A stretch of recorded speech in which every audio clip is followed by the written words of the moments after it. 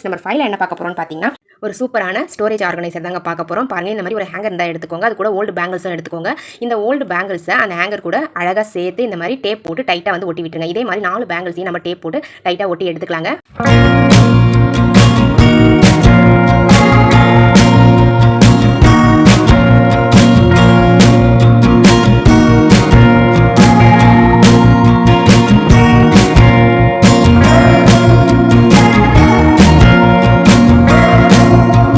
பாருங்க ஃப்ரெண்ட்ஸ், நான் வந்து 4 பேங்கிள்ஸையும் அழகாக ஒட்டி எடுத்துக்கிட்டேன். அவ்வளோதாங்க ஃப்ரெண்ட்ஸ், நம்மளுடைய சூப்பரான ஷாக்ஸ்லாம் ஸ்டோர் பண்ணி வைக்கக்கூடிய ஒரு ஆர்கனைசர் ரெடி ஆயிடுச்சு. இப்போ நம்ம இதை வந்து ஒரு ஹூக்கில் வந்து ஹேங் பண்ணி வச்சுக்கலாங்க. இந்த மாதிரி ஹேங் பண்ணி வச்சுட்டு ஒவ்வொரு பேங்கிள்ஸ்லையும் வந்து பார்த்தீங்கன்னா நீங்கள் 3லேருந்து 4 ஷாக்ஸ் வரை ஸ்டோர் பண்ணி வைக்க முடியும். நான் வந்து ஜஸ்ட் ஒரு ஷாக்ஸ் வந்து உங்களுக்கு ஹேங் பண்ணி காமிக்கிறேன். நீங்கள் எடுக்கிற பேங்கிள்ஸ் வந்து பார்த்தீங்கன்னா மெட்டல் பேங்கிள்ஸாக எடுத்தீங்க அப்படின்னா உங்களுக்கு ரொம்ப நாளைக்கு இந்த ஆர்கனைசர் வந்து யூஸ் பண்ணிக்க முடியும், உடையாமல் இருக்குங்க. பாருங்க ஃப்ரெண்ட்ஸ், இந்த மாதிரி நம்ம ஷாக்ஸை மட்டும் ஒரு ஆர்கனைசரில் ஸ்டோர் பண்ணி வைக்கும்போது குழந்தைங்க ஸ்கூலுக்கு போகும்போது டக்குன்னு எடுத்து யூஸ் பண்ணிக்கலாங்க. பாருங்க, இந்த மாதிரி நம்ம ஸ்டோர் பண்ணி வைக்கும்போது ஷாக்ஸை வந்து பார்த்தீங்கன்னா மிஸ் ஆகவே ஆகாது.